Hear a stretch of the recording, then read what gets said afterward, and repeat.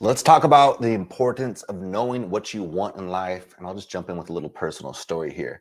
So I have what's called like Crohn's disease, almost like that celiacs, which means I can't eat wheat, right? I have the gluten allergy. And so I'm very clear of what takes place when I eat something that has gluten in it. I get sick, I get foggy, I feel just very inflamed, it messes up my stomach. If I do this over and over, it leads to all kinds of other health issues that I once had to overcome. And so living in that hell essentially for so long makes it very easy for my mind to go, I don't want that. I want this. And what I want is clarity, peace of mind, energy, health. And so watch, when I'm sitting down to have dinner, maybe at a restaurant, they always bring out like that free bread or whatever. They slide that bread across. Do you think I am tempted to grab the bread? Absolutely not. It's almost unconscious. It's deep down. It's ingrained within me to go, no, I don't want that. And I just pass it along, right? I don't even think about it. I literally don't even think about touching it. It's not a problem to me. I don't mind the breadcrumb across the table. Just move along. So right there is an example of the power of knowing what you want in life. So what you're probably experiencing now, you have some ideas, some insights of what you want. And again, I use this word like designing your life or life by design. Well, what does that mean to design your life? It essentially means to get a deep understanding, an understanding of what you want, where you want to move in life, and what you want to create. And oftentimes those come from having deep experiences of the past. So as an example in business, I owned what you'd call like a brick and mortar business. So that's like a building, right? That you pay for the building, I rent every month. Well, with that came a whole lot of other like challenges. You got to have the fire department come in and check to make sure you got everything set up correctly. I wanted to expand my space at one point. I had to have the city come in and make sure I could cut a hole here and design this here. I had to have insurance for the building over and over and all these things. And so eventually I was like, man, I don't even think I need this brick and mortar location. Let me do something different. So I use that past experience to get more clear on what I want. So I really want you to use that word exactly like I mentioned in the title, design, to be intentional about what you're creating in your life. And then once you design that, you have to get leverage over yourself. So you're always using two methods. You're using what we call the carrot and the stick method. So the stick method is, if I don't do this, what will take place? So you have an idea of what you want in life. I want to move in this direction, maybe a little more of this, maybe a little less of that. And again, one of your mental frames, rather than using rights and wrongs, is to think in a way that is more or less of something. Rights and wrongs is very rigid. It puts a lot of pressure on ourselves. So don't think of something as this is the right decision or this is the wrong decision. Just think of it as I want to create more of this in my life. It'll be a little bit looser for you. Because to really move towards what you want, you have to grip it loosely. It's a strange paradox where you have to be deeply dissatisfied with where you're at, but hang on. And at the same time, paradoxically, very satisfied with where you're at. Now, again, that sounds very weird, but that is the way of the universe oftentimes. It's this deep paradox. Like I had a season in my life where I was deeply dissatisfied. And when I was stuck in that dissatisfaction, I was always future casting. So I'm always looking ahead. Like, what's next? What next? What's next? Go, go, go, go. Push, push, push. Exhaustion. And then I also had another season of life where I was very satisfied. But when I was just in that energy, I was almost like floating around. I had no intention, right? No purpose, no direction. And so you kind of have to combine those two worlds. And so you're doing that again by getting leverage over yourself. So as you map out what you want to move towards, you write out, think of it as like the pros and the cons, the heaven, the hell, whatever you want to frame this as. What will happen if I do this? And you create a whole list of the positive energy around if you are moving in this direction, what might take place. And I get very deep and emotional with it. You have to have emotional connection to it. That's why oftentimes using your past can be a powerful reference point. So again, when I think about my past and, maybe it was poverty, right? When I struggled with money, or maybe it was a season where I just felt overwhelmed and stressed and exhausted. I grabbed the energy of that moment. I'm like, damn, like I taste it almost. Like I remember what that felt like. I don't want to do that. What were the things that were taking place when I was giving away so much energy or was outside of myself essentially? Because that's really what you're doing is you're giving yourself away and then you no longer exist. Where are you? You're giving yourself away. And so I remember the energy of that and then coming back into the space of right here, right now, this is the difference I want to make. And using that emotional leverage to get direction. And then you have to use the carrot, so the positive side of it. And I encourage you to go 3 layers deep. What that means is, at first, your brain is going to be like, all right, if I do this, like this and this and this might happen. Good, right?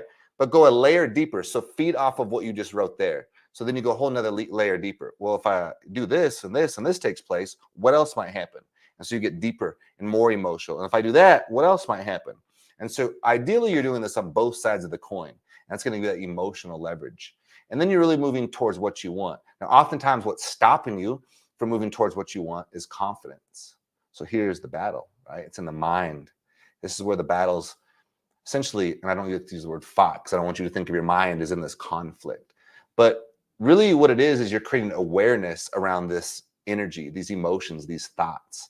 And you've spent most of your life thinking and believing in a certain way. And now you've maybe had some inspiration, you've had some insight, you've had some experience. It's almost like a video game. You've broken through certain levels. You're at a new space now. But this new space that you're seeing is showing, remember this word is very powerful, potentiality, right? You're seeing the potential in something. Okay, here's a new space, but this new space requires a new version of you. And so what makes you think that it's just going to happen overnight? You spent 10, 20, 30, 40, 50 years thinking and behaving and believing a certain way. And now you have moments of inspiration, but those deep unconscious parts of you are still active. Those are running the majority of your energy, right? Because essentially that's at the core root, it's a lot of your energy, what you resonate with. And so the battle is going to take place within the mind. So much so that as you move towards what you want, you're gonna have these little moments because you're barely catching them, essentially. So maybe you need to do X, Y, and Z, and you're gonna feel this weight. It's gonna be like this energetic weight of like, nah, that's like a lot. Like maybe I'll just do this. And it's this subtle shift. Don't think of it as right or wrong. Like this decision is better than this decision, but think of it as this is the battle you're facing within your mind.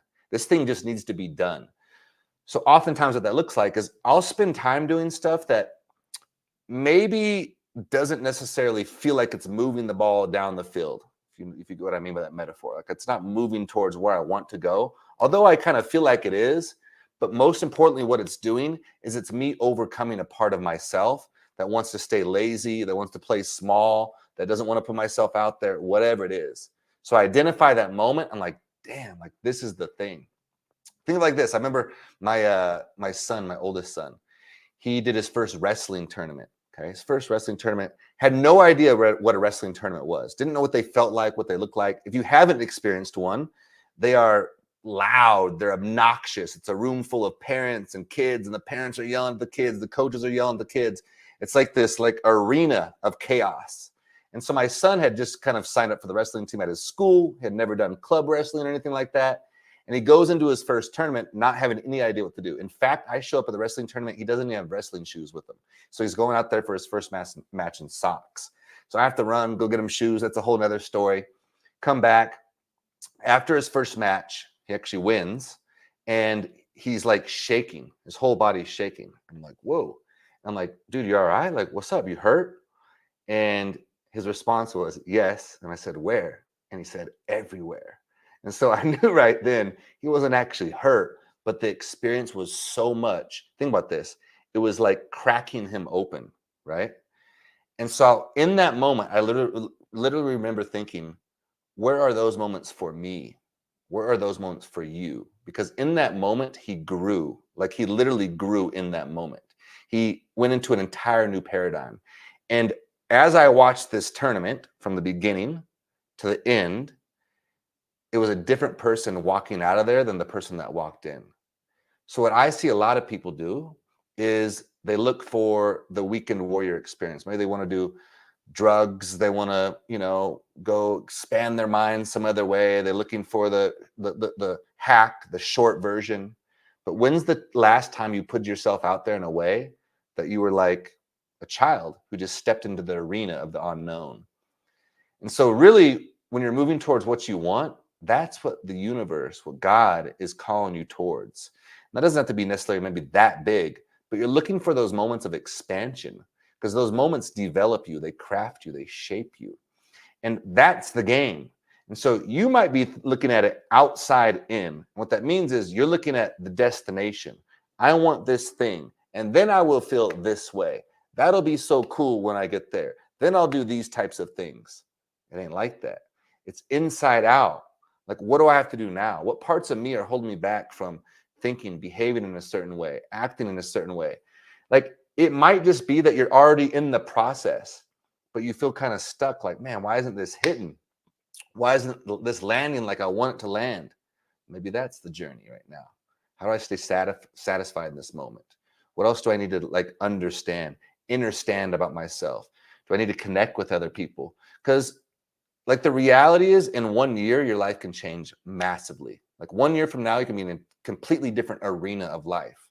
But you have to believe that. You have to stay strong in your mind. And again, there's the battle within the mind. So it's the little things like that that you sharpen, you craft over time. You get stronger and stronger and stronger. And that's the game. That's the journey. And then the outcome takes care of itself. Stay with the journey, stay with the process, fall in love with the process. Let the outcome be the outcome. Because guess what? Like I said in the beginning, you have to hold it loosely. So you might be looking down here like this is where I'm going, but you might end up somewhere a little bit different, and that might be even better for you. So you hold it loosely, you keep your intention with the process. You keep moving forward. You stay patient, you stay in the process. And you understand yourself more and more. The doorway to success opens inward, not outward. So always look within. I hope that helped. Design your life. Get some, you can do some things like create a vision board. And with your vision board, fill your stuck points. Like when you're looking at it, feel what's holding you back. Feel where you feel distance. You might look at the beautiful home you have on there and notice the distance from where you're at to that house. And then feel like, oh man, look at the energy that brings. Well, that's me not being grateful. Well, there you go. Get a little more gratitude into your journey. Whatever it might be. Or there's people. Yeah, it'd be great to see people. But one of the things you're going to have to do is break the delusion. Maybe you don't go out and actually connect with people. So stop it, right? Like stop. And so I tell a lot of people, you don't even understand what it means to move in that direction yet. So stop. You're cheating yourself. So until you're really ready to step out, do these things, right? Doesn't have to be big, just a little inward process. Then you're moving towards your destination. But again, fall in love with that journey. All right. I love you so much. Till next time. Peace.